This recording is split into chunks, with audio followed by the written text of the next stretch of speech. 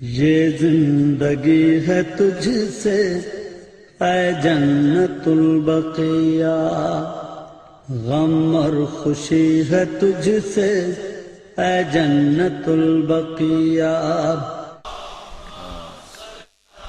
محمد آل محمد۔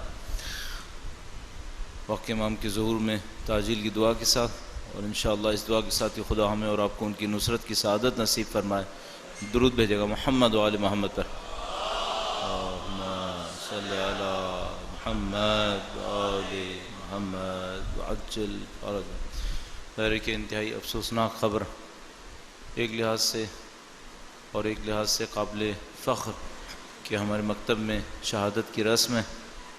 کچھ اور اہل بیت کے چاہنے والے ان کی زیارت کی راہ میں شہید ہوئے ہیں۔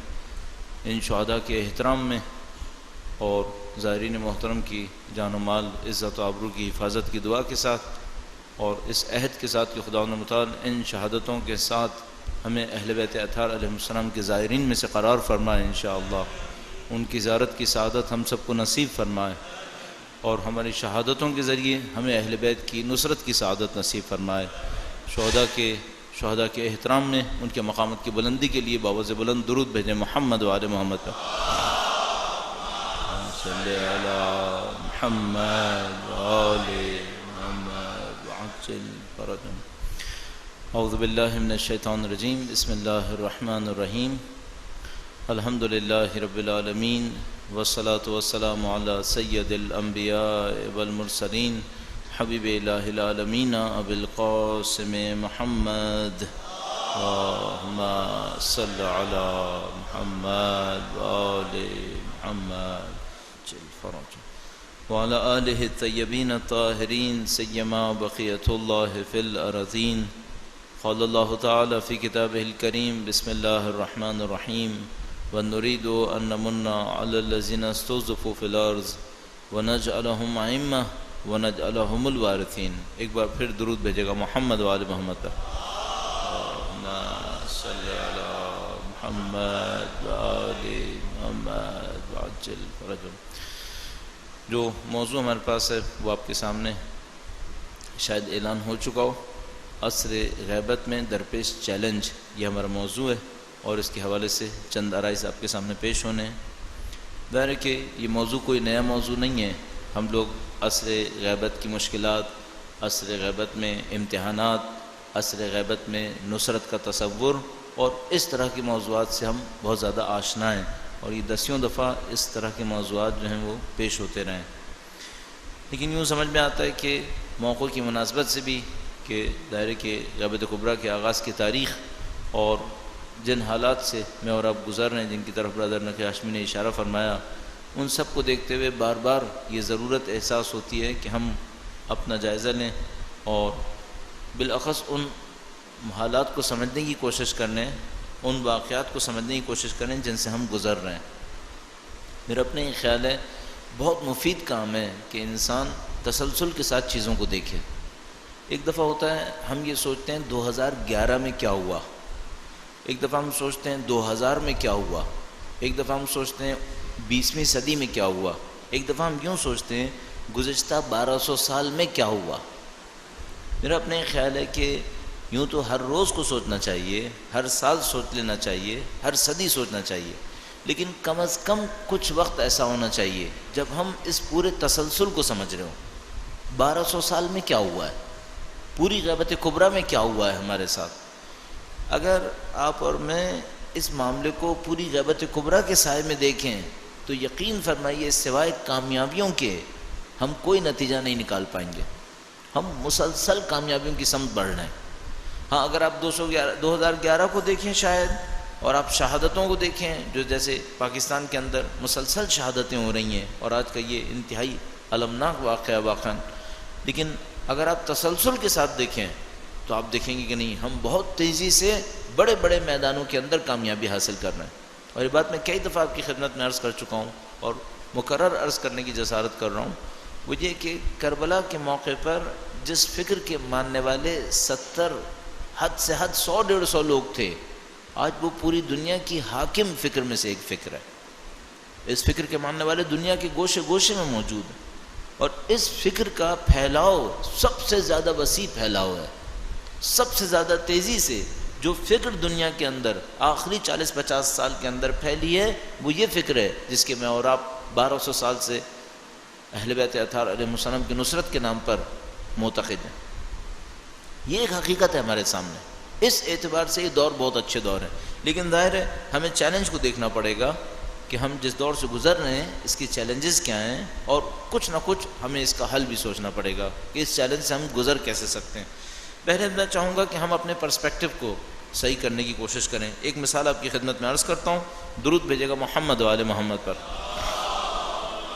صلی علی محمد و آل محمد وعجل فرجہ. فرض فرمائیے کوئی شخص زندان میں تھا اور زندان میں ہے، آپ اس کے دوست ہیں، آپ وہاں پہنچے ہیں، میں اور آپ اس کے پاس پہنچے ہیں اور اس سے کہہ رہے ہیں کہ ہم نے سارا بندوبست کر لیا ہے کہ جب تک زندان میں رہو گے تمہیں کوئی تکلیف نہیں ہوگی.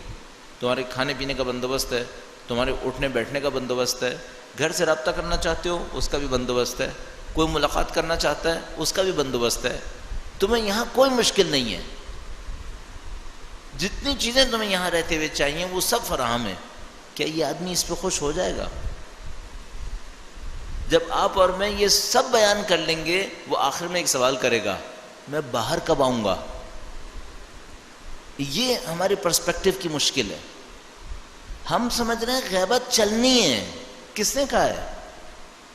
طے یہ ہے کہ غیبت استثناء ہے، یہ امتحان ہے، اسے چلنا نہیں ہے، اسے ہم نے ختم کرنا ہے. یہ ہماری مشکل ہے. میں سمجھتا ہوں پہلا چیلنج یہ ہے کہ ہم اپنی اس فکر کو توڑیں کہ اس غیبت کو چلانا کیسے ہے. چلانا نہیں ہے، ختم کرنا ہے اس کو. ہم لوگوں نے کئی دور گزارے ہیں. گزشتہ 40-50 سال کے اندر ہماری فکروں کے اندر کئی تبدیلیاں آئی ہیں. مثال کے طور پر 30-40 سال پہلے ہم لوگ تقریباً دین کو دور سے سمجھنے والے لوگ تھے. ہم دین کی طرف توجہ میں عمیق نہیں تھے، عملی بھی نہیں تھے معتقد اہل بیت اطہار علیہ السلام کے، عزا بھی کرتے تھے، لیکن اس عزا کے پیچھے پیغام کیا ہے، اس عزا کے پیچھے کون سا اسلام ہے جس کو زندہ کرنے کے لیے سید الشہداء نے قربانی دی ہے. اسلام زندہ ہوتا ہے ہر کربلا کے بعد، لیکن ہمیں نہیں پتا تھا وہ اسلام کون سا ہے جو زندہ ہوتا ہے ہر کربلا کے بعد. ہم نہیں پہچانتے تھے. عزا کے صدقے میں کچھ شعور آنا شروع ہوا، دین کے ساتھ ہماری وابستگی بننا شروع ہوئی کہ ہمیں دین کو بھی پہچاننا چاہیے، ہمیں دین کو بھی سمجھنا چاہیے. آہستہ آہستہ ہم نے ان باتوں کی طرف توجہ دی. اسی موقع پر کئی دفعہ یہ بات عرض کر چکا ہوں، اسی موقع پر یہ ہوا کہ ہماری توجہات اپنے وقت کے امام کی طرف بھی گئیں. 40-50 سال پہلے اتنی نہیں تھیں. میں اپنے بچپن کو دیکھتا ہوں تو نہیں تھیں. اتنی زیادہ توجہات نہیں دیتے تھے وقت کے امام کی طرف، بلکہ معمولاً نام لینے سے بھی ڈرتے تھے. یعنی کچھ ایسا تھا کہ احتراماً نام ہی نہیں لینا ہے، معاملہ ہی ختم ہو گیا. آپ نام ہی نہیں لیں گے تو آپ کا تعلق کیا بنے گا، آپ کا رشتہ کیا بنے گا؟ تو نام ہی نہیں لیتے تھے. بہت زیادہ توجہات نہیں تھیں. 30-40 سال پہلے کچھ تبدیلیاں آنا شروع ہوئیں، لوگوں نے توجہات کرنا شروع کر دیں. ان توجہات کے نتیجے میں ہم نے جس بات کو سیکھنا شروع کیا وہ یہ کہ غیبت میں وقت کیسے گزارنا ہے. تو یہ طے ہوا کہ امام کا نام بھی لینا چاہیے، امام کے لیے دعا بھی کرنی چاہیے. خدا مثلاً غیبت کے زمانے میں ہمیں ثابت قدم رکھے، اس کی بھی دعا کرنی چاہیے. اس طرح کے بہت سارے مباحث دیکھنا شروع کر دیے. اس کو ہم نے سوچنا بھی شروع کیا. شاذ و نادر کچھ لوگ ہیں جو اس بات کو سوچتے ہوں کہ اس غیبت کو ختم بھی کرنا ہے. ہم نے گویا اس کام کو اگلی نسلوں پر چھوڑ دیا ہے کہ آگے آنے والی نسلیں کریں گی، اور سمجھ میں نہیں آتا کہ ہم نے اس کو اپنا ہدف کیوں نہیں بنایا. یعنی مجھے جو بات سمجھ میں آ رہی ہے وہ یہ کہ ہم انتظار کی اسٹریٹجی بناتے ہیں، ظہور اور حضور کی اسٹریٹجی نہیں بناتے. ہم یہ سوچتے ہیں انتظار میں کیسے جئیں گے، لیکن بہت کم سوچتے ہیں کہ انتظار کو توڑیں گے کیسے. ہماری ساری فکر اس کے اوپر چل رہی ہے. یعنی جیسے میں نے عرض کیا وہ زندان میں ہے، ہم اس سے کہتے ہیں زندان میں تم کیسے کھاؤ گے، ہم کیسے ملیں گے، تم کیسے رابطہ کرو گے، ہم بات کیسے پہنچائیں گے. اور کوئی یہ پوچھنے والا نہیں کہ یہ باہر کب آئے گا، یہ ساری زندگی زندان میں رہنا ہے کیا. ہمارے ساتھ یہ بڑی مشکل ہے. اچھا ایسا کیوں ہوا ہے؟ ہماری اس پرسپیکٹیو میں یہ انحراف کہوں ایک لحاظ سے کیوں آیا ہے؟ وہ اس وجہ سے کہ غیبت کی مدت جیسے جیسے طولانی ہوتی جا رہی ہے ہم گویا اس بات کو قبول کرتے چلے جا رہے ہیں کہ جیسے یہ غیبت چلنی ہے، اور ہمارے پاس روایات موجود ہیں کہ یہ غیبت اتنی لمبی ہو جائے گی کہ بہت کم لوگ باقی رہیں گے جو یہ کہیں گے کہ اس نے ختم ہونا ہے۔ اکثر لوگ یوں کہیں گے، ہمارے پاس روایات کے اندر یہ جملہ موجود ہے، اکثر لوگ یوں کہیں گے نعوذ باللہ کہ اگر آنا ہوتا تو اب تک آ چکے ہوتے، نعوذ باللہ تعالی۔ اچھا، یہ جملہ کس مینٹالٹی کو ریفلیکٹ کر رہا ہے؟ وہی کہ لوگ کہیں گے غیبت نے چلنا ہے، نہیں کہ معتقد نہیں ہیں وہ لوگ، یعنی ایسا نہیں ہے کہ وہ لوگ یہ کہیں گے ہم امام کو نہیں مانتے، نعوذ باللہ تعالی، نہیں مانتے ہیں لیکن غیبت پر تسلیم کر کے بیٹھ گئے۔ یہ پہلا چیلنج ہے، اس مینٹالٹی کو چینج کریں، مینٹالٹی کو چینج کریں، یوں سوچیں ہماری پہلی ذمہ داری یہ ہے غیبت ختم کیسے کریں گے، امام تشریف کیسے لائیں گے، اور اس بات کو ذہن سے نکال دیں کہ یہ اگلی نسلوں کی ذمہ داری ہے۔ اگر تشریف نہ لائے 100 سال بھی انتظار کریں گے، جیسے مثلا ابھی ماشاءاللہ انہوں نے پڑھا کہ صدیاں گزار دیں گے اسی انتظار میں، بات صحیح ہے کہ اگر تشریف نہیں لاتے، ہم لوگ غلام ہیں، غلام کا کام نہیں ہے آقا سے کہے کہ وہ کیا کرے، لیکن غلام کا کام یہ ہے کہ میں مولا سے کہے کہ میں ہر لحظے تیار ہوں۔ میرا کام یہ ہے کہ میں یہ سوچوں آپ آج تشریف لائیں، بلکہ ابھی تشریف لائیں، اسی کے حساب سے اپنے ذہن کو تیار کرو کہ مجھے غیبت کو توڑنا ہے۔ اچھا، اب یہ چیلنج کہ غیبت کو توڑنا ہے، اس چیلنج کو پورا کیسے کیا جائے گا؟ سادہ سا ایک کام کرنا ہوگا، یہ سوچنا ہوگا کہ غیبت کیوں آئی تھی، تو سمجھ جائیں گے کہ غیبت ٹوٹے گی کیسے۔ آپ پیرامیٹرز نکال لیجئے، فلاں سال غیبت صغریٰ شروع ہوئی، فلاں سال غیبت کبریٰ شروع ہوئی، معلوم ہے اس وقت غیبت کبریٰ کیوں شروع ہوئی تھی، غیبت صغریٰ کیوں شروع ہوئی تھی، ان پیرامیٹرز کو دیکھ لیں۔ اگر یہ نہ ہوتا تو غیبت نہ ہوتی۔ اب آپ اسی کے اوپر آ جائیے کہ اگر ہم نے یہ کر لیا تو غیبت ختم ہو جائے گی۔ مثلا غیبت کیوں ہوئی ہے؟ روایات کے اندر ایسی روایتیں دسیوں ہیں جس میں ائمہ معصومین علیہم السلام سے سوال ہوا ہے کہ آپ کے فرزند غیبت میں کیوں جائیں گے؟ مثلا فرض فرمائیے چھٹے امام بیان فرما رہے ہیں، درود بھیجے گا محمد وعلی محمد صلی علی محمد وعلی محمد وعجل، بیان فرماتے ہیں کہ ہمارے فرزند غیبت میں جائیں گے، غیبت طولانی ہوگی۔ راوی پوچھتا ہے مولا آپ کے فرزند غیبت میں کیوں جائیں گے؟ اب یہاں پر اہل بیت نے مختلف جواب دیے ہیں۔ مثلا ایک سادہ ترین جواب، قلت الانصار یا قلت الاعوان، اعوان و انصار کی قلت کی وجہ سے، مثلا لخوف القتل، کیونکہ ان کو ڈر ہوگا کہ ان کی جان چلی جائے گی اس لیے غیبت میں چلے جائیں گے۔ آخری حجت خدا ہے، تمام اللہ کے وعدے پورے ہونے، ان وعدوں کے پورے ہونے کا امکان نہیں ہے، ان کی جان کے جانے کا خطر موجود ہے، اس خاطر امام پردے غیبت میں جائیں گے۔ بعض کہیں پہ ایسا بھی ملتا ہے، مثال کے طور پر لوگوں میں معرفت کی کمی کی وجہ سے، جو میں ان تینوں کے اوپر ابھی عرض کروں گا کہ ان تینوں جوابوں کا ماحصل ایک ہی بنے گا، نتیجہ ایک ہی بنے گا۔ لوگ ساتھ نہیں دیتے ہیں، امام کی جان کو خوف ہوتا ہے، لوگوں میں معرفت نہیں ہے، لہذا امام غیبت میں چلے جاتے ہیں۔ یہ ہمارا پہلا چیلنج ہے۔ اگر ہم اتنے تیار ہوں معرفت کے اعتبار سے کہ کثیر تعداد میں آبان و انصار ہوں اور امام کی تنہائی کا خوف نہ ہو کہ وہ تنہا رہ جائیں گے، تو غیبت ختم ہو جانی چاہیے۔ یہ بہت سادہ سی بات ہے، مجھے سمجھ میں نہیں آتا کہ اس میں کوئی مشکل ہے ہی نہیں اصلاً۔ یعنی میں معمولاً یہ سوچتا ہوں غیبت دشمنوں کی وجہ سے نہیں ہے، غیبت دوستوں کی وجہ سے ہے۔ اگر دشمنوں کی طرف سے دیکھیں تو دشمن تو ظہور کے بعد بھی قتل کے منصوبے بنائیں گے۔ مشکل یہ نہیں ہے کہ دشمن قاتلانہ حملے کر رہے ہیں، مشکل یہ نہیں ہے کہ دشمن سازشیں کر رہے ہیں، مشکل یہ بھی نہیں ہے کہ مثال کے طور پر دشمن قبول نہیں کر رہے، نہیں، وہ تو بعد میں بھی ایسا ہی ہوگا۔ اتنی جنگیں امام کس سے لڑیں گے؟ اس کا مطلب ہے دشمن کافی بڑی تعداد میں ہوں گے۔ وہ دشمن مثال کے طور پر جنگیں صرف شوقیہ نہیں لڑ رہے ہوں گے، جان کے در پہ ہوں گے، امام کی جان کو خوف ہوگا۔ تو جو فرق ہے ظہور میں اور غیبت میں، وہ فرق کیا ہے؟ وہ یہ کہ دوست اچھے دوست ہوں گے۔ دشمن تو پہلے بھی برے تھے، اب بھی برے ہیں، آگے بھی برے ہی رہیں گے۔ مشکل یہ ہے کہ پہلے دوست اچھے نہیں تھے، جب امام تشریف لائیں گے تو وہ زمانہ ہوگا جب دوست اچھے دوست ہوں گے۔ سارا مسئلہ یہاں پر ہے۔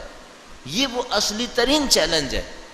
اچھا اب اس کا انالیسس آپ بہت آسانی سے کر سکتے ہیں کہ بھئی یہ جو ہم کہہ رہے ہیں کہ امام کے دوست اچھے دوست نہیں ہوں گے، تو یہ دوست اچھے دوست کیوں نہیں ہوں گے؟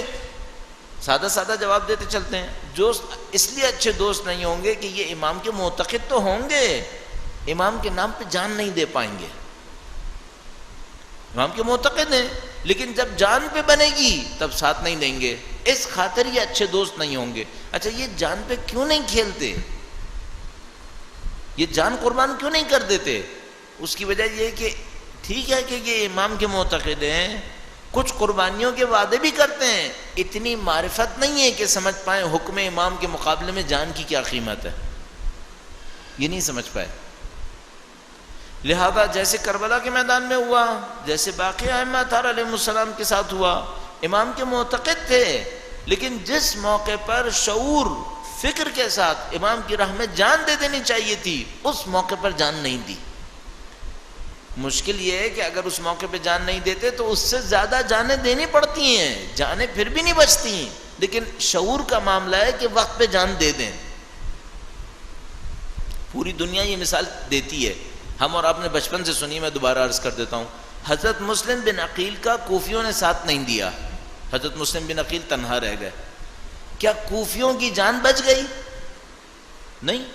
اچھا عجیب بات یہ ہے، یعنی واقعاً تعجب ہے، انہی کوفیوں نے اس سے بڑھ کر پھر امام سید الشہداء کے سامنے شرمندگی کی وجہ سے جانے دی ہیں۔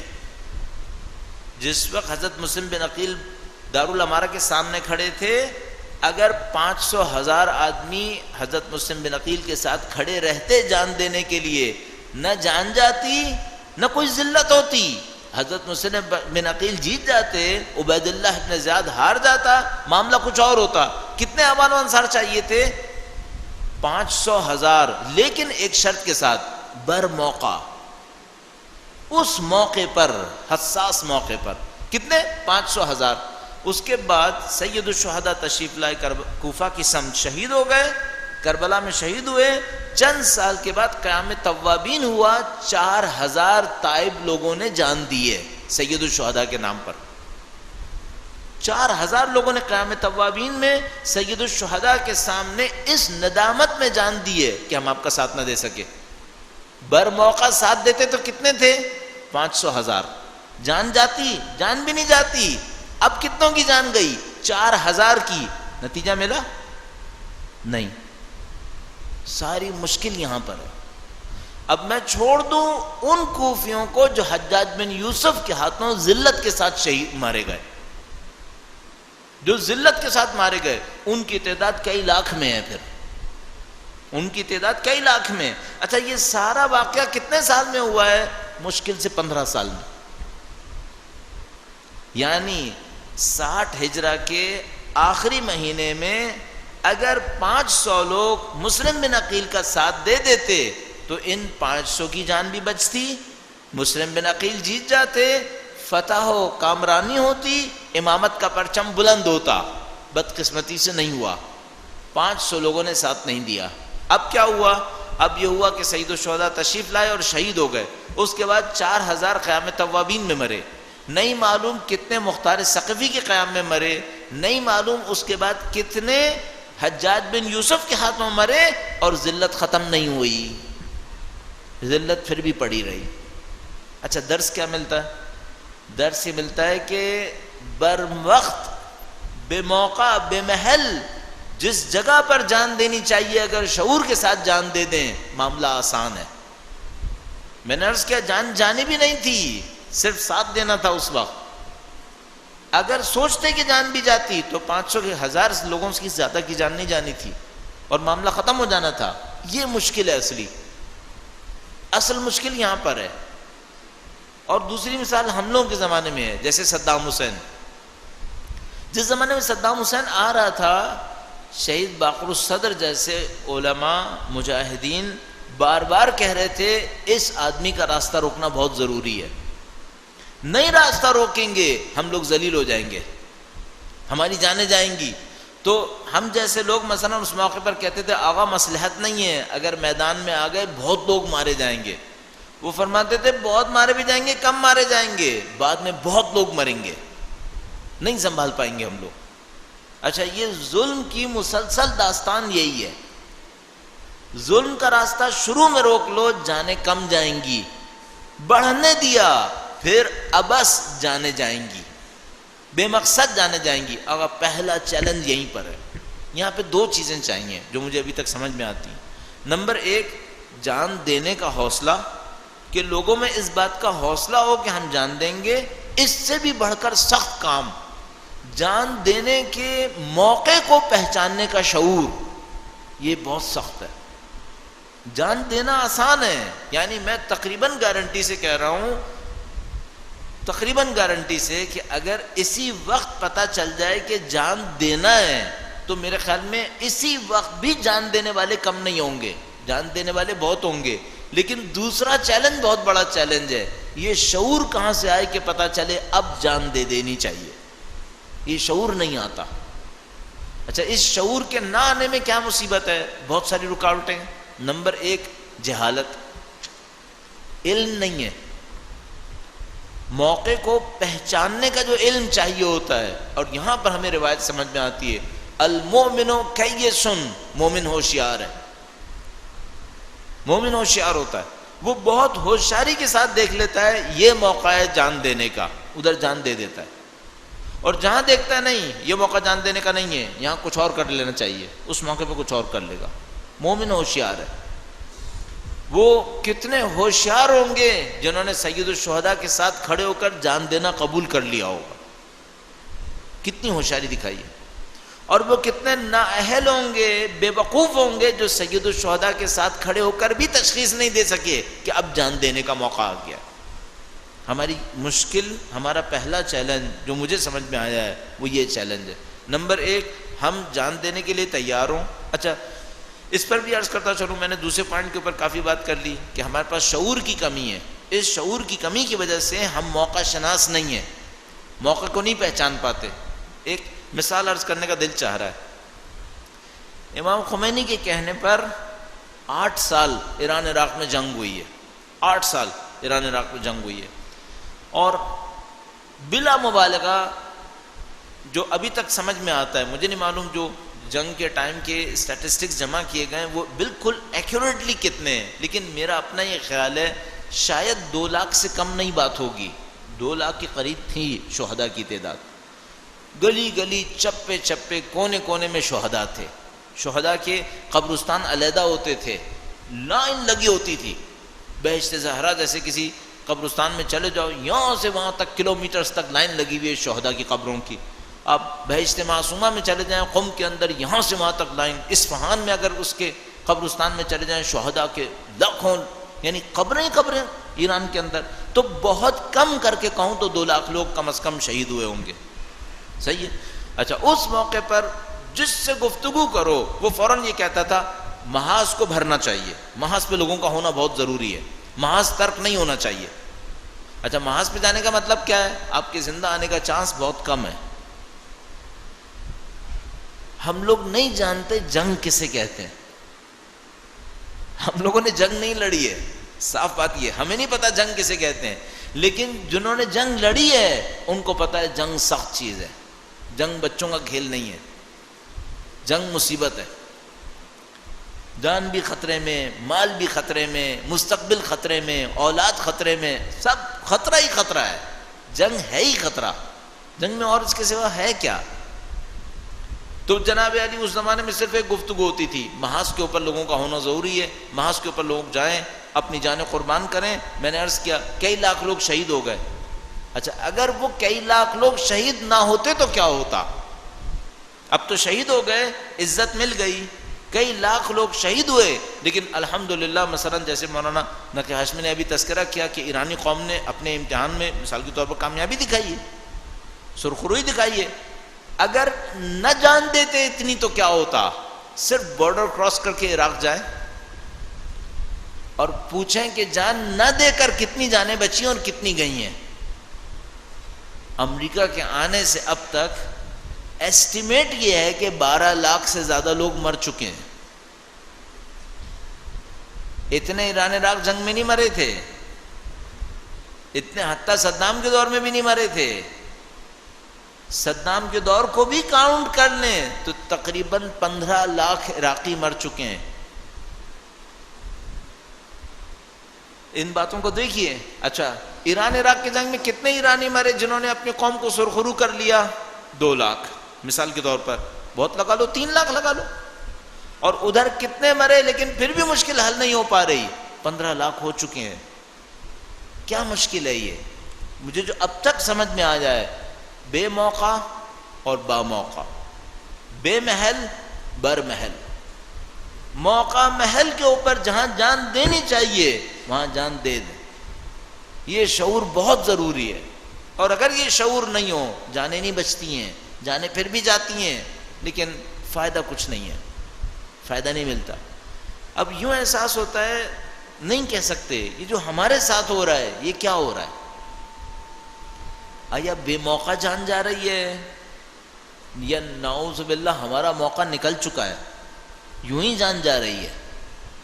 یہ ہمیں سوچنا پڑے گا کہ یہ جو ہماری جانیں جا رہی ہیں، آیا یہ کسی موقع کے نکلنے کے بعد کی جانیں ہیں یا کسی موقع کے اندر رہتے ہوئے جانے جا رہی ہیں؟ اس کے اوپر ہمیں سوچنا پڑے گا. لیکن کم سے کم ایک درس سمجھ میں آتا ہے. اگر غیبت کے مسئلے پر چیلنج کو سمجھنا چاہتے ہیں، پہلا چیلنج یہ ہے، غیبت ٹوٹے گی کیسے؟ وہ جو غیبت ٹوٹے گی وہ 2 ایلیمنٹس کو رکھنے سے ٹوٹے گی. نمبر 1 شہادت کی طلب، نمبر 2 موقع کی شناخت. موقع کی شناخت ہونی چاہیے. ایک کے لیے آپ کے اندر معرفت ہونی چاہیے، دوسرے کے لیے آپ کے اندر علم ہونا چاہیے، اور ان دونوں کو ملائیں. خوف خدا کے ساتھ معرفت ہونی چاہیے. اس کے ساتھ مشکل حل ہوتی ہے. ہمیں یوں احساس ہوتا ہے بغیر الہی رابطہ قائم کیے یہ مشکل آسان نہیں ہو پائے گی. ہمیں الہی رابطے کی ضرورت ہے. اس الہی رابطے کی روشنی میں ہمیں پتہ چل جاتا ہے یہ موقع ہے جان دینے کا. میں وہ منظر دوبارہ آپ کی خدمت میں عرض کر دوں جو آپ نے سینکڑوں دفعہ پہلے بھی سنا ہوگا کہ انقلاب سے پہلے والی رات امام خمینی ایک کمرے کے اندر اپنے آپ کو بند کر لیتے ہیں اور کافی دیر تک باہر مثال کے طور پر اس دور کے کمانڈرز کو منتظر رکھتے ہیں کہ میں آ کے بتاتا ہوں کل کیا کرنا ہے. اور اس کے بعد ان کا ملازم جا کے کان لگا کے سنتا ہے تو چیخ چیخ کے کہہ رہے تھے کہ اے وقت کے امام، میں آپ کے کہنے پر یہ سب کچھ کر رہا تھا، اب آپ مجھے بتائیں مجھے کیا کرنا چاہیے. اس کے بغیر سمجھ میں نہیں آتا کون سا ٹائم ہے جان دینے کا. انہوں نے نصرت طلب کی کہ مولا مجھے بتائیں مجھے اب کیا کرنا چاہیے. اس کے بعد باہر آئے، حکم دیا کل لوگوں سے کہو گھروں سے باہر نکل جائیں اور جان دے دیں. لوگوں نے کہا آقا صاحب مارشاء اللہ لگا ہوا ہے، ٹینکس آئیں گے، فضائیہ تیار کی بھی ہے، گولہ باری کریں گے، آپ کا بیس بھی ختم ہو جائے گا، پبلک تو پتہ نہیں ہزاروں میں ماری جائے گی. فرمایا نہیں، حکم یہی ہے کہ کل گھر سے باہر نکل آؤ. اس موقع کو کوئی پہچان سکتا ہے اس معنوی سپورٹ کے بغیر؟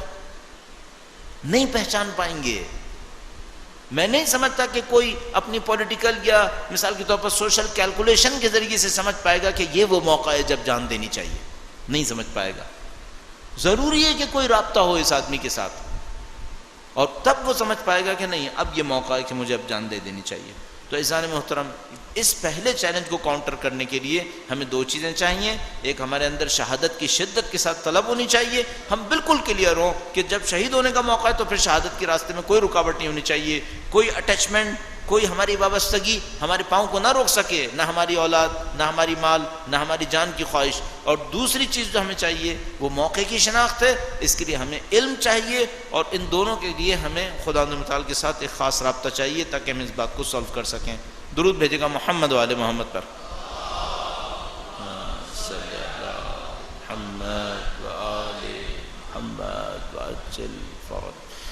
مجھے یہ بھی احساس ہوتا ہے کہ یہ جو شہداء کے درجات میں فرق ہے شاید وہ اسی پر ہے. یہ جو ہمارے شہداء کے درجات میں فرق ہے وہ اسی کے اوپر ہے کہ کچھ لوگ وہ شہید ہوتے ہیں جو موقع کی شناخت نہیں کر پائے ہیں لیکن شہید ہو گئے، اور کچھ لوگ وہ شہید ہوئے ہیں جو موقع کی مکمل شناخت کے ساتھ شہید ہوئے ہیں.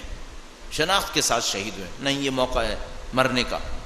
مثلا ذرا سا آپ تصور فرمائیے، ایک وہ دن چہلم کا دن جب آپ سب کفن پہن کر آئے اور کچھ لوگ شہید ہو جاتے تو وہ کفن پہنے ہوئے تھے، صحیح ہے، اور ایک وہ شہید جو عاشور والے جلوس میں کفن پہن کر آیا تھا.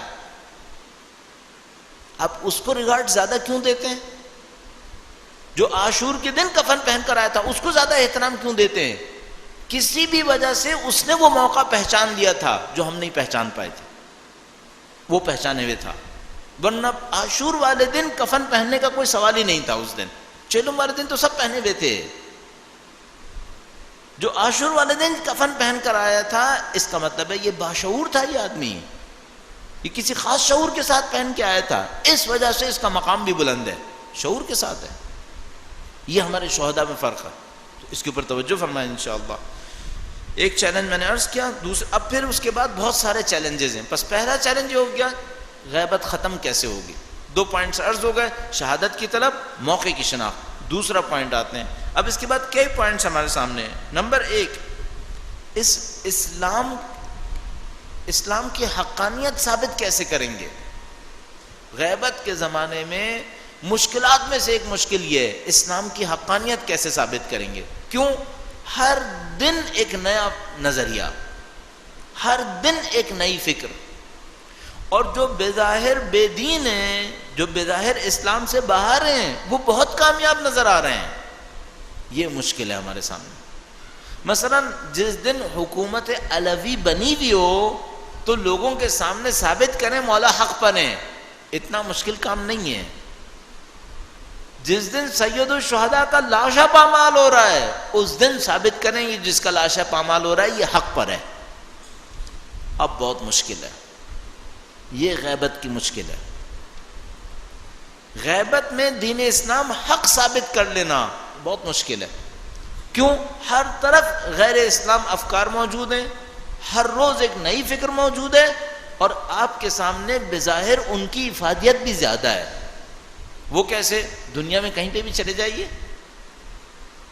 اب تو پھر تھوڑا سا امریکہ کا بت ٹوٹتا نظر آ رہا ہے، ورنہ سب امریکہ کے پجاری ہیں، سب کے سب اس دنیاوی جنت کے پیچھے بھاگنے والے۔ اب ان کے سامنے آپ ثابت کریں اسلام حق ہے، کس طرح ثابت کریں گے؟ آپ دنیا کے اندر تمام افکار و مذاہب کو صرف ایک کسوٹی میں پرکھتا دیکھ رہے ہیں، وہ کیا؟ مادی کامیابی کتنا دے گا۔ اس مادی کامیابی میں امریکہ آگے ہے، اس مادی کامیابی کے اندر مثال کے طور پر کچھ یورپین کنٹریز دنیا میں سب سے آگے ہیں۔ اب آپ کہنے اسلام حق ہے، واقعاً مشکل کام ہے، کیسے ثابت کریں گے آپ؟ میں جب کچھ سال پہلے مسجد سہلا گیا، پہلی دفعہ مسجد سہلا میں داخل ہوا، دیکھا ٹوٹی پھوٹی سی مسجد ہے، تو میں سوچ رہا تھا کتنا سخت ہے اس بات کو سمجھنا کہ اس ٹوٹی پھوٹی مسجد میں اللہ کے انبیاء آتے تھے۔ اس ٹوٹی پھوٹی مسجد کا اتنا وقار ہے کہ یہاں پہ اولو العزم انبیاء ہیں، تمام ائمہ ہیں یہاں پر، وہ سب یہاں آ کر عبادتیں کرتے تھے۔ ٹوٹی پھوٹی مسجد کا اتنا مقام ہے۔ اب تو جب میں گیا تھا پھر کچھ بنی ہوئی تھی، آج سے 40 سال پہلے سوچتا ہوں تو وہ تو بالکل ہی ٹوٹی پھوٹی تھی۔ اب کوئی بتائے کہ یہ جو مسجد سہلا ہے نا، اس کے مقابلے میں تمہارا وائٹ ہاؤس تو کچھ بیچتا ہی نہیں ہے، کیسے ثابت کریں گے؟ اس کے مقابلے میں تو کسی بھی شیخ کا بنا ہوا گھر زیادہ خوبصورت نظر آ رہا ہے، اس کا گھر زیادہ پائیدار نظر آ رہا ہے، اس کے اوپر زیادہ پیسہ لگا ہوا ہے۔ آپ ثابت کر رہے ہیں کہ مسجد سہلا وہ ہے جو دنیا میں ایسا مقام کم ہے؟ یہ مشکل ہے، یہ ساری دشواری ہے غیبت کے زمانے میں۔ دوسری دشواری یہ ہے اسلام کی حقانیت کیسے ثابت کریں گے؟ اچھا، اس میں کچھ پیرامیٹر سمجھ میں آتے ہیں۔ جیسے میں نے عرض کیا، پہلے چیلنج کے مقابلے میں 2 پیرامیٹر نکالے تھے، ایک شہادت کی طلب ہونی چاہیے، ایک شعور ہونا چاہیے۔ اس کے اندر جو بات سمجھ میں آتی ہے، اسلام کی افادیت ثابت کرنے کا بہترین راستہ اسلام پہ عمل ہے۔ اسلام پہ عمل کریں، آپ اسلام پہ عمل کریں گے، آپ کی ذات میں کچھ ایسی خوبیاں آئیں گی جن کو شاید آپ بھی کاؤنٹ نہیں کر پائیں گے۔ یہ کتنی بڑی خوبی ہے، جو اہل ہیں وہ سمجھ جائیں گے یہ بہت بڑی خوبی ہے۔ ایک صاحب نے قوم میں مجھے بتایا، کہنے کہ میں کسی آیت اللہ کے پاس گیا جو بہت اچھے تھے، بہت واقعاً معنویات پرہیزگاری کے اندر آگے تھے، تو کہنے ان کے ساتھ بیٹھے تھے تو انہوں نے یہ پوچھا کہ تم لوگ نے تمہارے ہندوستان میں، وہ سمجھتے تھے کہ یہ ہندوستان کے ہیں، کہ تمہارے ہندوستان میں کچھ ہندو ہوتے ہیں جو میں نے سنا ہے بہت بڑی بڑی ریاستیں کرتے ہیں، کانٹوں پہ بیٹھے رہتے ہیں. میں نے سنا ہے کچھ لوگ اپنی جگہ سے اونچے ہو جاتے ہیں. ایسا ہوتا ہے کیا؟ میں نے کہا ہاں ہوتا ہے. کچھ لوگ ہیں ایسے جو عجیب و غریب کمالات کر لیتے ہیں. انہوں نے پوچھا یہ کیسے کرتے ہیں؟ تو یہ جو پاکستانی تھے انہوں نے ان آیت اللہ سے کہا کہ وہ سارے ہم سے پوچھتے ہیں کہ تمہارے علماء یہ کیسے کر لیتے ہیں. آپ کے اندر کچھ ایسی خوبیاں ہوں گی جو آپ کو بھی پتہ نہیں ہوں گی کہ یہ خوبیاں کہاں سے آئی ہیں اور ان کی قیمت کتنی ہے. کچھ کو سمجھ میں آ جائے گا یہ بہت بڑی قیمت ہے, کچھ کو سمجھ میں آئے گا. یقین فرمائیے امام خمینی نے بھی اپنی تقریروں میں کئی دفعہ کہا یہ دنیا نہیں سمجھ سکتی ہمارے جوان شہادت طلب کیسے ہو گئے, یہ نہیں سمجھ پائیں گے. آج تک حیران ہے کہ ہم نے اتنی مصیبت ڈھائی اس قوم کے اوپر, اس کو ہم دین سے ہٹا کیوں نہیں پاتے؟ ان کو نہیں سمجھ میں آتا. کتنے تحقیقی پیپرز میں نے خود پڑھے ہیں جو اس بات کے اوپر لکھے گئے ہیں کہ یہ مسلمانوں سے دین نکلتا کیوں نہیں ہے, ان میں دین ہے کیوں. یعنی یقین مانیے یہ ہم پر حیران ہیں, انہیں تعجب ہے کہ ابھی بھی نبی کے نام پر جان کیوں دے دیتے ہیں یہ لوگ. ان کو نہیں سمجھ میں آئے گی یہ باتیں. آپ دین کے اوپر عمل کریں. آپ کو نہیں معلوم آپ کے پاس کون سا ہنر ہے جو دنیا کو متاثر کر دے گا. اور بعض اوقات یہ چیزیں بہت عجیب ہیں, ہمیں واقعاً احساس نہیں ہو پاتا. ایک امریکن نیوز رپورٹر تھی, اس کو افغانستان میں کچھ لوگوں نے اغوا کر لیا, اغوا کر کے لے گئے اسے اغوا کر کے لے گئے. کچھ عرصے کے بعد جب اس کو آزاد کیا وہ مسلمان ہو گئی. اچھا جو اغوا کر کے لے کے گئے وہ مسلمان تھے. وہ باہر آئی, اس نے کہا میں اسلام قبول کرتی ہوں, مسلمان ہو گئی. میں نے نیوز ویک میگزین میں اس کا انٹرویو پڑھا تھا. تو جو انٹرویو لینے والا تھا اس نے کہا کہ آپ کو اغوا کرنے والے کون تھے؟ اس نے کہا مسلمان. تو اس نے کہا آپ انہی کے دین کو قبول کر گئیں جنہوں نے آپ کو اغوا کیا تھا. انہوں نے صحیح کیا تھا غلط کیا تھا؟ اس نے کہا بالکل غلط کیا تھا, پاگل تھے وہ لوگ. تو اس نے کہا پھر آپ نے ان کا دین کیوں مانا؟ کہنے لگی اس وجہ سے کہ جب انہوں نے مجھے اغوا کیا تو میرے ہاتھ پاؤں باندھ کے رکھ دیے. اس کے بعد جب کھانے کا ٹائم آیا تو میرے ہاتھ پاؤں کھولے اور کہا ہاتھ دھو اور کھانا کھاؤ. تو اس نے کہا ہاتھ کیوں دھوں؟ اس نے کہا اس لیے کہ ہمارے نبی نے کہا ہے کہ کھانے سے پہلے ہاتھ دھونا چاہیے. کہنے لگی جس وقت وہ بے وقوف میرے ہاتھ کھول کر میرے بھاگنے کا رسک لے رہے تھے اپنے نبی کے فرمان کی وجہ سے, اس وقت یروشلم میں حضرت عیسیٰ کی پیدائش گاہ پر صہیونی بم برسا رہے تھے اور کوئی عیسائی ہلتا نہیں تھا.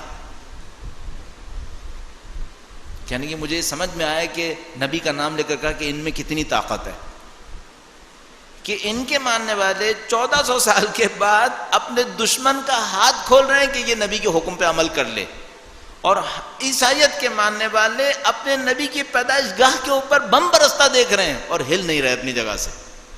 یعنی کہ مجھے پتہ چلا ان کے نبی کے نام میں طاقت ہے. اس کا مطلب ہے یعنی کہ میں نے پہلا اسپارک یہاں سے لیا کہ یہ نبی کے پیچھے کچھ ہے.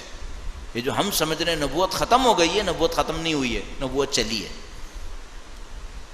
اب ہمیں کمی پتہ چلے گا کہ ہمارے کس حکم کے پیچھے کون سی طاقت ہے, ہمیں نہیں پتہ چلے گا. یہ راستہ ہے. بس چیلنج کیا ہے ہمارے سامنے؟ دین کی افادیت ثابت کیسے ہوگی؟ ہم سمجھ رہے ہیں دلائل سے ہوگی, کتابیں لکھنے سے ہوگی, اس سب سے فائدہ ہوگا, لیکن سب سے زیادہ ثابت ہوگی دین پر عمل کرنے سے. حقانیت ثابت ہو جائے گی. آپ اور میں جب دین کے نام پر اسٹرکٹلی عمل کریں گے, نہیں ہمارے دین نے کہا ہے تو ہم کریں گے, یہ معاملہ ہے, ثابت کرتا ہے. پھر ایک واقعہ قدیم زمانے کا یاد آ گیا, اور پتہ نہیں کیوں ایسی چیزیں بار بار ذہن میں آنے لگتی ہیں. ایک دفعہ وہی ایران عراق کا زمانہ تھا, پتہ نہیں کیسے آج دوسری دفعہ پھر اس کا تذکرہ آ گیا. جنگ کا زمانہ تھا, تو ایک لڑکا اسیر ہوا تھا. اس وقت میرے خیال میں 16 سال کا تھا. اتنی چھوٹی عمر کے بچوں کو محاذ پہ جانے کی اجازت نہیں تھی, لیکن وہ پتہ نہیں کس طریقے سے دھوکہ دے دے کر بھی بچے چلے جاتے تھے اپنے قد کا فائدہ اٹھا کر, کبھی کچھ کر کے کبھی کچھ کر کے. تو وہ بندہ خدا گیا اور پکڑا گیا, وہ جیل ہو گیا. عراق کے زندان میں تھا. عراق کے زندان میں کوئی انڈین رپورٹر ملنے آئی, انڈین کوئی نیوز رپورٹر تھی, تو اس نے ساڑی پہنی ہوئی تھی. اس کی ویڈیو میں نے دیکھی تھی. انڈین رپورٹر ملنے آئی تو اس نے ان اسیروں سے انٹرویوز لینا شروع کیے. تو جب وہ اس بچے کے سامنے آئی تو اس بچے نے کہا پہلے تم حجاب کر کے آؤ پھر میں انٹرویو دوں گا. ایک تو پہلے وہ وہیں شوق ہو گئی کہ ایک آپ کو پتہ نہیں جو جیل میں پڑا ہوتا ہے نا اس کی سب سے بڑی آرزو یہ ہوتی ہے کوئی میری آواز باہر پہنچا دے. اور وہ 16 سال کا بچہ ہے, انٹرنیشنل نیوز رپورٹر اس کے سامنے آئی ہے, اس کی آواز پہنچنے کا بہترین موقع ہے, اس کی تصویر بھی جائے گی. کہتا نہیں پہلے تم حجاب کرو اس کے بعد میں کروں گا انٹرویو. خیر اس نے پلو نکالا اپنے سر کے اوپر سے یوں کر لیا, اس نے کسی طریقے سے ڈھانپ لیا. اس کے بعد وہ آئی اور اس نے کہا کہ عراقیوں نے آفر کیے امام خمینی کو کہ ہم جو جیل میں کچھ بچے ہیں ان کو چھوڑنے پر تیار ہیں, انہوں نے یہ آفر ایکسیپٹ نہیں کیے, تمہارا کیا خیال ہے؟ اس نے کہا کہ اگر خمینی نے کہا ہے یہ صحیح ہے تو یہ صحیح ہے, اگر اس نے کہا ہے یہ غلط ہے تو یہ غلط ہے, مجھے اس کی کوئی پرواہ نہیں, میں چھوٹتا ہوں یا نہیں چھوٹتا, جو انہوں نے کہا ہے وہی صحیح ہے. اب آپ سوچئے آپ کے دین کی حقانیت پر کتنے دلائل آپ دیتے رہیں, وہ کم پڑ جائیں گے. اور 16 سال کے بچے کی ایک بات بھاری آئے گی کہ یہ بچہ امپورٹنٹ ہے. پھر ایرانیوں نے لاکھ جتن کر کے اس کو آزاد کروایا وہاں سے. وہ آزاد ہوا, ہمارے مدرسے میں ایک دفعہ تقریر کرنے آیا تھا بیچارہ, البتہ اس کی ٹانگ کٹ گئی تھی.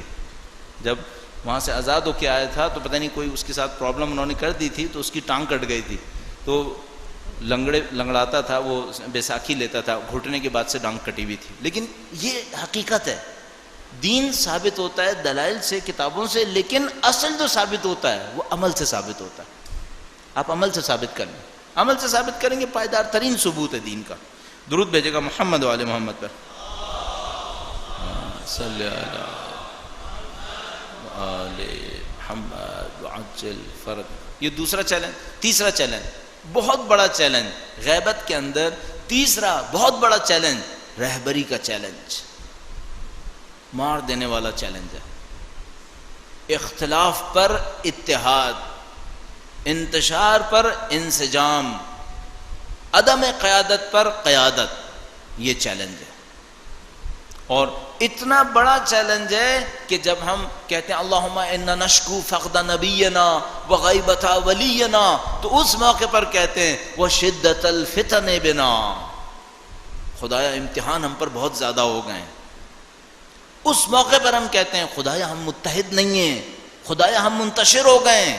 اتنا بڑا چیلنج ہے یہ کہ امام معصوم جب سکھاتے ہیں تم غیبت میں خدا کے حضور شکوہ کرنا, تو کہتے ہیں شکوہ کرنا کہ خدایا ہم لوگ منتشر ہو گئے, ہم متحد نہیں ہیں, ہم میں رہبری کے ساتھ مسئلہ بنا ہوا ہے, قیادت کی تشخیص نہیں ہے ہمارے اندر. جو میں نے آپ کی خدمت میں عرض کیا نا, نہ کہ ہم میں شہادت کی طلب نہیں ہے, طلب ہے, موقع کی شناخت نہیں ہے, کس موقع پہ جان دے دینی چاہیے تھی. یہی مصیبت قیادت کے ساتھ بھی ہے. ایسا نہیں ہے کہ ہمیں نہیں پتا, ہمیں قائد و رہنما چاہیے, یہ تو پتا ہے, مشکل صرف یہ نہیں پتا کہ وہ کیسا ہونا چاہیے. اس میں دھوکے سے دو چار ہوتے ہیں ہم لوگ. پاکستانی قوم کا یہ عالم ہے کہ یہاں پر کسی بھی وقت ضیاء الحق خلیفۃ المسلمین بن سکتا ہے, اس قوم کا یہ عالم ہے. ظواہر کے پیچھے جان دینے والے ہیں, اتنی شناخت نہیں ہے کہ اپنی نظروں سے پیچھے تک کو پہچاننے کے بھائی آپ کے پاس روایتیں موجود ہیں, جو دنیا پہ حریص ہے وہ تمہیں دین نہیں دے سکتا ہے, اتنی سی بات کی بھی شناخت نہیں ہے,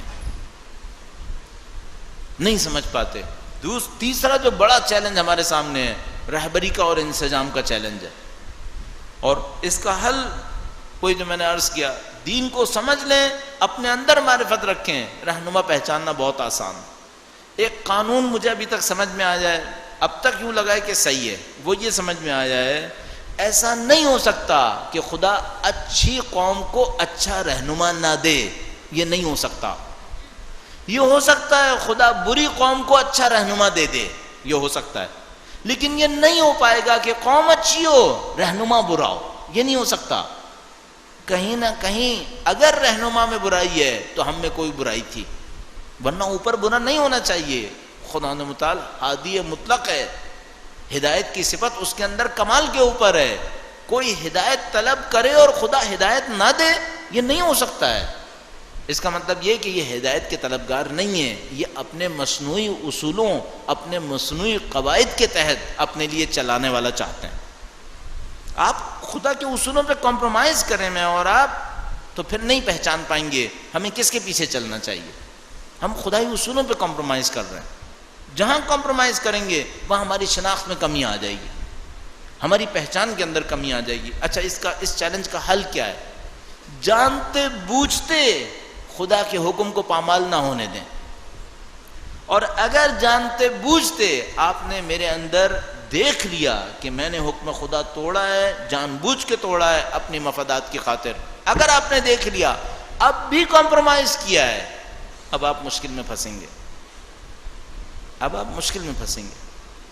جس چیز کا جو مقام ہے اس سے آگے مت بڑھائیں, مشکل میں پھنس جائیں گے. جس کا جو مقام, آپ کو ڈرائیونگ سیکھنی ہے, آپ کو صرف ایک ایسا آدمی چاہیے جس کی ڈرائیونگ اچھی ہو. آپ کو کمپیوٹر سیکھنا ہے, آپ کو وہ چاہیے جس کے اندر کمپیوٹر چلانے اور سکھانے کی صلاحیت اچھی ہو. آپ کو دین چاہیے, آپ کو وہ چاہیے جس کے اندر دین ہو. اب آپ یہ کہیں کہ نہیں مجھے دینی رہنما چاہیے لیکن میں ایسے پہ کمپرومائز کر لوں گا جس کی خطابت اچھی ہے, یہ کہاں کی حماقت ہے؟ وہ جس کے اندر دین نہیں ہے وہ آپ کو کہاں سے دین دے دے گا اپنی خطابت کے ذریعے سے؟ آپ کہنا ہے مجھے دین چاہیے, دینی رہنما چاہیے, لیکن میں صبر کر لوں گا اور اس کے پیچھے چلوں گا جس کے پاس پیسہ زیادہ ہے, شہرت زیادہ ہے, طاقت زیادہ ہے. یہ سب کمپرومائزز ہیں. آپ کو دین چاہیے, دینی رہنما چاہیے تو وہ چاہیے جس کے اندر دین ہو, اس کے سوا کوئی راستہ نہیں ہے. اب یہاں پر ہم لوگ اپنے معاملے میں سلپ کر جاتے ہیں, کمپرومائز کر لیتے ہیں اپنی کچھ ذاتی خواہشات کی وجہ سے. ایک آدمی کی شکل اچھی لگی ہے اس لیے اس کے پیچھے چل پڑا, جبکہ جانتا تھا اس کے اندر دین نہیں ہے. تو پھر آپ لوگوں نے نقصان کیا ہے. پھر کمپرومائز نہ کریں اس دین کے معاملے میں, آپ کبھی دھوکہ نہیں اٹھائیں گے. دینی رہنما تلاش کرنا, دینی رہنما کے پیچھے چلنا چیلنجز میں سے ایک چیلنج ہے, اور سخت ترین چیلنج ہے غیبت کبریٰ کے اندر. بس میں آخری بات اور عرض کرتا ہوں اور آپ کی زحمت تمام کرتا ہوں, میرا وقت ختم ہوا. 5واں مسئلہ, دشمن کی سازشوں کو پہچاننا. ان تمام کے ہوتے ہوئے آپ شہادت طلب ہیں, آپ موقع میں حل تلاش کر رہے ہیں, آپ کے پاس مثال کے طور پر اسلام پر عمل بھی ہے, آپ رہبری بھی جانتے ہیں. اس کے بعد سوچیں دشمن سازشیں نہیں کرے گا, نہیں کرے گا, اور بے تحاشا کرے گا, بہت سخت کرے گا. پیچیدہ ترین دشمن کی سازشیں وہ سازشیں ہوں گی جو غیبت کے اختتام میں پیش آئیں گی. آج دنیا کی سازشوں کے اندر اصلا اس مقام پر پہنچ کے سازش کریں گے جس کا کوئی چند سو سال پہلے تصور بھی نہیں کر سکے گا. اس جگہ مثلا خود یہ طالبان, آپ کیا نہیں دیکھ رہے کتنی بڑی سازش ہوئی ہے؟ اور ابھی نہیں معلوم, خدا جانتا ہے. ہمیں قرآن کریم فرماتا ہے کہ تم ہر روز یہودیوں کی ایک نئی سازش دیکھو گے ہر زمانے کے اندر. ابھی ہمیں نہیں معلوم آگے کون کون سی سازشیں سامنے آئیں گی, نہیں معلوم کون کون سے گروہ بننے. ہمارے پاس روایت موجود ہیں اتنے مدعیان امامت آئیں گے کہ تم پریشان ہو جاؤ گے. ہمیں نہیں معلوم ہمیں کتنے امتحانوں سے گزرنا ہے ابھی. تو آپ یہ مت سمجھیے کہ دشمن کی سازشیں ختم ہو جائیں گی, ہمیشہ چلیں گی. ہوشیاری چاہیے, اور صحیح ہوشیاری, میں خلاصہ کرتے ہوئے عرض کر رہا ہوں, صحیح جو ہوشیاری ہے وہ اللہ کی بندگی ہے. اللہ کی بندگی میں ملنے والی بصیرت چاہیے جس سے ان سازشوں کا مقابلہ ہو سکے. پتہ نہیں کتنے لوگ ایسے ہیں جن کی ابتدا اچھی ہے, اختتام بہت برا ہے. ہمارے پاس ایک دعا ہے اور اس دعا میں ہے اللہم اجعل عواقب امورنا خیرا, اے خدایا ہماری زندگیوں کا اختتام اچھا قرار دے دے. یہ معیار نہیں ہے کہ ابتدا کیسی تھی, معیار یہ آخر میں کہاں پر پہنچا. اور اسی طریقے سے ہمارے پاس دعا موجود ہے کہ خدایا ہماری بہترین اطاعتوں کو ہماری زندگی کے آخر میں قرار دے دے. یعنی ہم مسلسل تکامل حاصل کریں اتنا کہ جب ہم مرنے لگیں تو ہماری زندگی کی بہترین اطاعتیں اس موقع کے اوپر ظاہر ہو رہی ہیں. نہ کہ نعوذ باللہ پہلے ہم بہترین اطاعتیں کر گزریں اور اس کے بعد کسی موقع پر نعوذ باللہ منحرف ہو جائیں, منصرف ہو جائیں. یہ ایک اور چیلنج, دشمن کی سازشوں کو سمجھنا. اور یہ چیپٹر بہت وسیع ہے, دشمن کیسے کیسے سازشیں کرتا ہے. مصنوعی قیادت بنا کے, دین میں شبہے ڈال کر, مصنوعی علم دے کر, مصنوعی ظواہر کے ذریعے سے, نہیں معلوم کن کن طریقوں سے پیچیدہ ترین طریقے استعمال کر کے وہ سازشیں کرے گا. لمبی مدت کی سازشیں, انتہائی لمبی مدت کی. جیسے ابھی اشارہ فرما رہے تھے, مثلا کسی کو برا نہیں لگے گا اگر کوئی کہے بھائی اردو زبان والوں کے اندر بھی تو یہ ہونا چاہیے, شروع میں برا نہیں لگے گا، ہاں ٹھیک ہے ہونا چاہیے تاکہ ہماری زبان کا بندہ ہو، ہمیں سمجھ میں تو آئے کہ کیا کہہ رہا ہے. لیکن داستان یہاں ختم ہو جائے گی کیا؟ نہیں، ختم نہیں ہوگی. پھر وہ کہے گا بھائی یہ پیش نماز بھی اردو والا ہونا چاہیے، وہ بھی اگر میرے قوم کا نہیں ہوا تو چاہے دنیا کا متقی ترین انسان ہوا میں اٹھا کے باہر پھینک دوں گا اسے. پھر وہ زبان پرستی کے پیچھے چل نکلے گا، پھر وہ قوم پرستی کے پیچھے چل نکلے گا، پھر تقویٰ، پرہیزگاری، علم سب کو پسے پش ڈال دے گا. شروع میں برا نہیں لگتا ہے، آخر تک بہت برا چلتا ہے. اور جو کچھ ہمارے ساتھ یہاں پر ہو رہا ہے پاکستان کے اندر وہ آپ کے سامنے ہے. میں نے 2 دن پہلے بھی عرض کیا تھا، ایک بار پھر عرض کرتا چلوں، اگر کوئی شیعہ کسی پارٹی کسی گروہ کے اندر جائے اور پہلے شیعہ نہ ہو، بدبختی سے دوچار ہوا ہے، ذلت سے دوچار ہوگا. جہاں کہیں بھی جائیں پہلی شناخت تشیع ہے، پہلی شناخت ہمارا دین ہے، پہلی شناخت ہمارا مذہب ہے، نہ کہ کوئی اور شناخت. آپ کس قوم سے ہیں، کس نسل سے ہیں، کس قبیلے سے ہیں، کیا زبان بولتے ہیں، آپ کے ماں باپ کون ہیں، یہ سب بات کی شناخت ہے. پہلی شناخت یہ ہے میں امیر المومنین کا ماننے والا ہوں، پہلی شناخت ہے یہ. اس کے سائے میں باقی چیزیں شناخت حاصل کرنی چاہیے، نہ اس کے مقابلے میں، نہ اس سے پہلے، اس کے سائے میں ہونی چاہیے. اور اگر خدا نہ کرے ہم اس کے اوپر کمپرومائز کر جائیں گے، ہم ذلت سے دوچار ہو جائیں گے، ہم مشکلات میں پڑ جائیں گے. ہمیشہ اپنا ریویو کرتے رہیں. آپ کے اندر کوئی ایسی فکر نہیں آنی چاہیے، آپ کے اور ہمارے اندر کوئی ایسا جذبہ نہیں اٹھنا چاہیے جو ہماری دینی، ہماری مذہبی شناخت کے خلاف جا رہا ہو اور ہمیں کسی اور مقام پر پہنچانے کی کوشش کرے. پہلی شناخت دین کی شناخت ہے. پہلی شناخت ہم اللہ کے بندے ہیں، اس کے نبی کے ماننے والے ہیں، اس کے ولی کے معتقد ہیں. یہ ہماری شناخت ہے. باقی سب چیزیں اس کے سائے میں طے ہونی چاہیے. یہ چند چیلنجز ہیں اور ان چیلنجز کے مقابلے میں وہ حکمت عملی جو ہم اختیار کر سکتے ہیں. البتہ باتیں کافی ایبسٹریکٹ ٹائپ کی رہیں اور اس میں شاید کوئی یہ کہے کہ اس میں پریکٹیکل عناصر کم تھے، تو میں اس کو صرف سمرائز کرتا چلوں. جو انتہائی اہم نتائج جو ہمیں ملتے ہیں وہ یہ کہ ہمارے اندر شہادت کی طلب ہونی چاہیے، ہمارے اندر اتنی معرفت ہونا چاہیے، خدا متعال کے ساتھ رابطہ ہونا چاہیے کہ ہم موقع کو اور محل کو پہچان سکیں. ہمارے اندر علم ہونا چاہیے، ہمارے اندر قیادت کی شناخت ہونی چاہیے، اور ہمارے اندر اتنی توجہ ہونی چاہیے کہ ہم دشمن کی پیچیدہ سازشوں کو کسی نہ کسی طریقے سے پہچان سکیں. البتہ ان میں سے بہت ساری چیزوں کے ہوتے ہوئے دوسرے چیلنج آسان ہو جاتے ہیں. اگر انسان اچھے قائد تک پہنچ جائے دشمن کی سازشیں پہچاننا بہت آسان ہے. پھر امام خمینی بعض اوقات مہینوں تقریر نہیں کرتے تھے، خاموش رہتے تھے. سازشوں پہ سازشیں ہوتی تھیں، فلاں ریڈیو نے یہ کہہ دیا، فلاں ٹی وی نے یہ کہہ دیا، فلاں اخبار نے یہ لکھا. سنتے رہتے تھے. بعض اوقات 2 مہینے خاموش رہتے تھے. اس کے بعد آتے تھے، تقریر کرتے تھے، اور خدا شاہد ہے امیر المومنین کا یہ شاگرد جب بولتا تھا تو اس کی طاقت سمجھ میں آتی تھی.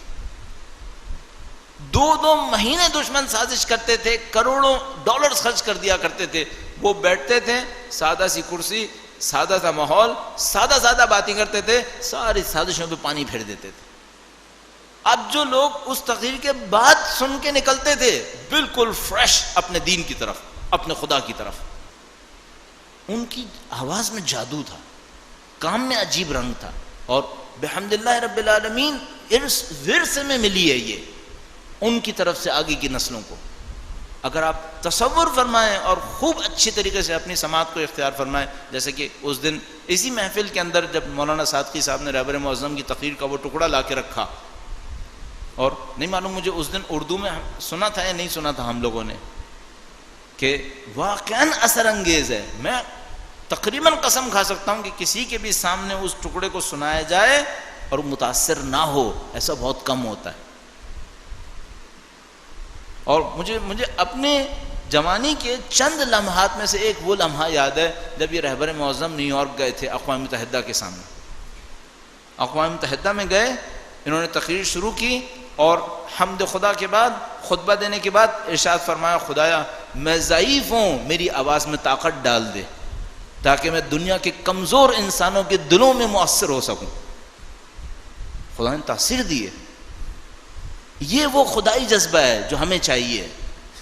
اگر یہ خدائی جذبہ ہمارے اندر آ جاتا ہے، ہم دین کو بھی پہچانیں گے، رہنما کو بھی پہچانیں گے، سازشوں کو بھی لڑ لیں گے، شہادت کے موقع کو بھی سمجھ جائیں گے. ہمیں یہ جذبہ چاہیے. خدا متعال انشاءاللہ ہمیں ہم سب کو نصیب فرمائے، بالاخص ہمارے جوانوں کو جنہوں نے اگلی نسلوں کے اندر شاید ان سے زیادہ بڑی ذمہ داریاں سنبھالنی ہیں جو اس نسل نے سنبھالنی ہیں. اپنے وقت کے امام کے ظہور میں تعجیل کی دعا کے ساتھ، ان کے نائبین کی صحت و سلامتی، طول عمر، مزید توفیقات کی دعا کے ساتھ درود بھیجیں محمد و آل محمد پر.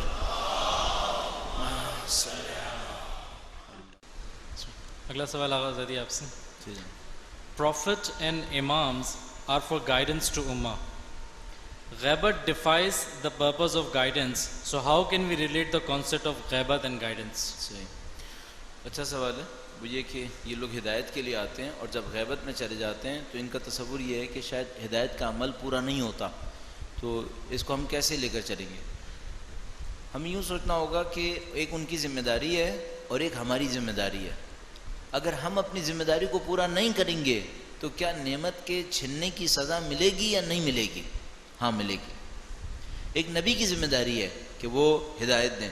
اچھا، اگر لوگ ہدایت کو قبول نہ کریں اور ہدایت کو قبول نہ کرتے ہوئے نافرمانی کریں، اتنی نافرمانی کریں کہ نبی بے بس ہو جائے اور وہ کہے خدایا اس کو عذاب کر دے، اب کون فیل ہوا ہے؟